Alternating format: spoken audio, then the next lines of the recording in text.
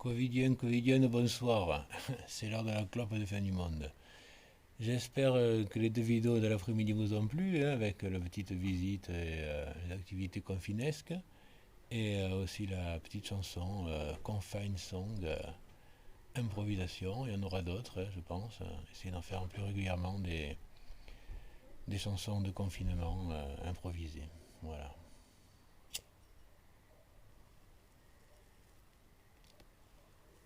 Alors,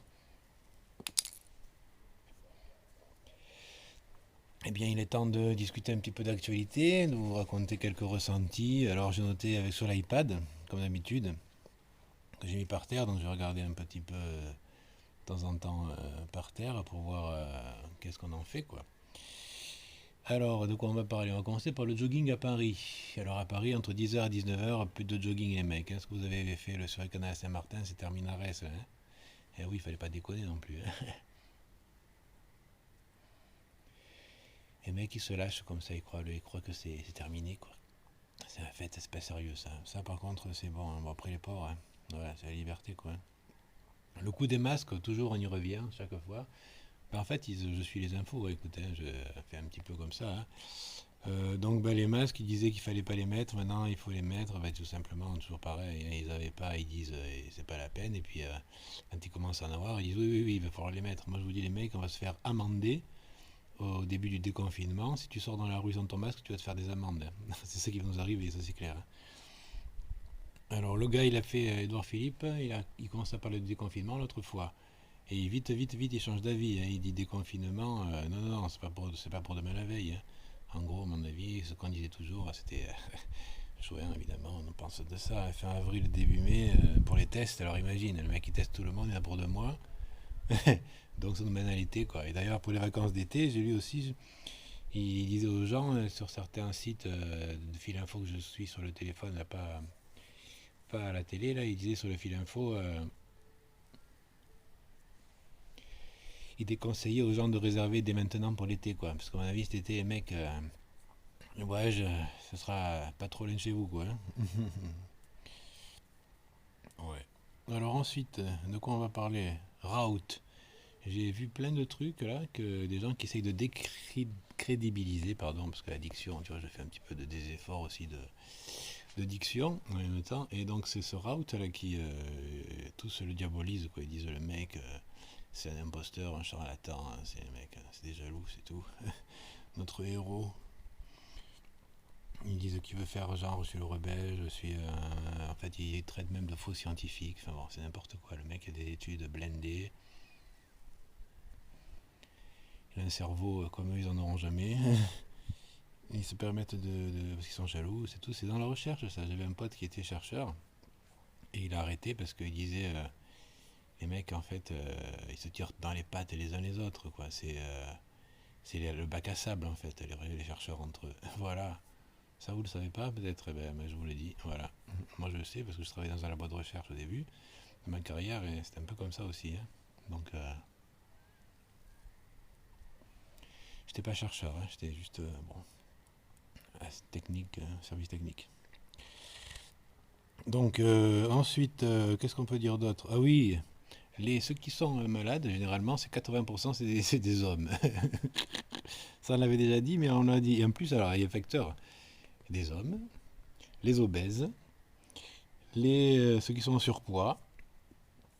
Euh, il parlait aussi du diabète. Bon, je regarde de travers parce que j'ai pris les notes et je les ai mis à côté comme un con. Je les mets là, ouais, c'est mieux. Donc, on disait diabète, obèse, ceux qui ont des problèmes d'insuffisance cardiaque, tout ça. Donc, c'est ceux qui sont le plus atteints et c'est ceux qui vont le plus en réa.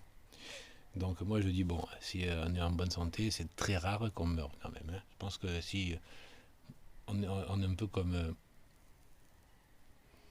Si on fait du sport, ça passe. Et après, ils ont dit que la cigarette, ils ne savaient pas. Ils disaient que c'était pas vraiment trop un facteur qui faisait aggraver. Je sais pourquoi ils disaient ça, les mecs, hein. Pourquoi tu continues à acheter des clopes? Parce que 80% de tes clopes, c'est du taxe. Les taxes qui vont, et où? Dans les poches de l'État. Eh oui, bien sûr.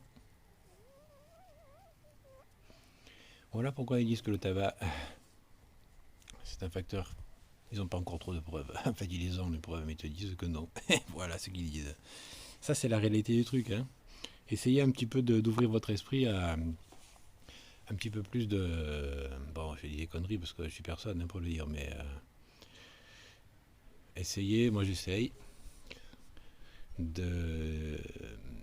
quitte à faire le complotiste, de faire un petit peu la réflexion, de dire tout haut, enfin, même ce que j'entends quand je croise des gens parler. Voilà. J'en croise pas trop, faut pas. Mais à la petite épicerie, toujours pareil, hein, le petit jus de fruits, en attendant son tour. Les gens parlent. Voilà. Alors ensuite, ah oui, les gens ils vont moins à l'hôpital du coup, tiens, comme par hasard. Ils ont peur maintenant, même si tu te casses une jambe, le mec il reste chez lui. Et les gens ils disent non, non, continuez à y aller, oh, faites-vous soigner. Alors moi je pense qu'il y en a un côté, un peu de trucs comme ça. Avant les gens ils allaient à l'hosto, un peu trop souvent peut-être aux urgences, un peu pour rien quoi. Voilà. Il y a beaucoup de gens qui allaient aux urgences pour pas grand chose en fait, hein, qui pouvaient se soigner à la maison et voilà quoi. Donc là maintenant on se rend compte que finalement les mecs ils disent oh putain je vais pas à l'hôpital pour ça quoi, parce que sinon je vais attraper le virus quoi. Comme quoi, ça c'est un côté plutôt positif. Ça fait que les gens, ça leur permet de pas déranger les urgences pour rien quoi. Voilà, ça c'est plutôt le côté qui est pas mal je dirais. Hein. Après, ah oui après ils ont parlé aussi de l'après Covid au niveau économique. Ils disent, le gars, il y a un économiste là, un gars du gouvernement, je sais plus qui c'est. Il comparait ça, ce qui allait se passer après, à la seule exemple, il disait c'est la crise de 29, la grosse crise. Il ne voyait pas d'autres trucs aussi graves au niveau crise économique. Donc je pense qu'on va faire un gros crash boursier, un gros crash économique, des gros problèmes économiques qui vont suivre ce coronavirus parce qu'il faudra financer. Et ils en ont parlé, le cas de faire des emprunts d'État, des emprunts nationaux auprès des Français. Quoi. Alors ça, ils n'ont pas encore détaillé le truc, mais je pense qu'ils vont te piquer le blé. Quoi. Et voilà, le blé qu'on a économisé, ils vont vous dire, hop, ça, ben, c'est pour nous. Voilà, vos économies, vos maigres économies, si vous en avez, ben, on va se les garder pour l'effort de guerre et on va se servir chez les Français. Quoi. J'avais vu même des affiches qui dataient de la guerre 39 ou même 14-18, je sais plus, ou dans des expos en fait. Hein. Et ces affiches, je ne sais pas si vous les avez vues, il y avait donc un coq qui représentait l'État et il disait en dessous, le slogan c'était je donne mon or pour la patrie. Voilà. Donc ça c'était le genre d'affiche qui circulait à la fin de la guerre, à la fin des guerres quoi. Donc ça veut dire qu'ils incitaient les gens à donner leur thune, prêter leur thune, en échange, je ne sais pas, après je ne suis pas trop dans l'économie, mais il incitait les gens à l'après-guerre de donner leur pognon pour redresser le pays. Quoi. Donc c'est ce qui va se passer après, ça c'est clair. Hein. On va avoir des affiches, soutenez l'effort de guerre, etc., l'effort de post-Covid, enfin bon bref. Ça je pense que c'est ce qui va se passer. Et je voudrais finir aussi, parce qu'ici on n'est pas loin de Nice, et si vous avez remarqué, et aux infos ils l'ont dit aussi, que la région de Nice, c'est une ou des 06 de la Côte d'Azur, on va dire, qui était une des moins touchées par le Covid. Alors, petite réflexion comme ça, hein. Vous savez que tout sur la Côte d'Azur, c'est le paradis, le rêve de tous les mecs blindés, plein de pognon, qui veulent se construire des villas là, au bord de la mer, qui ont plein de thunes.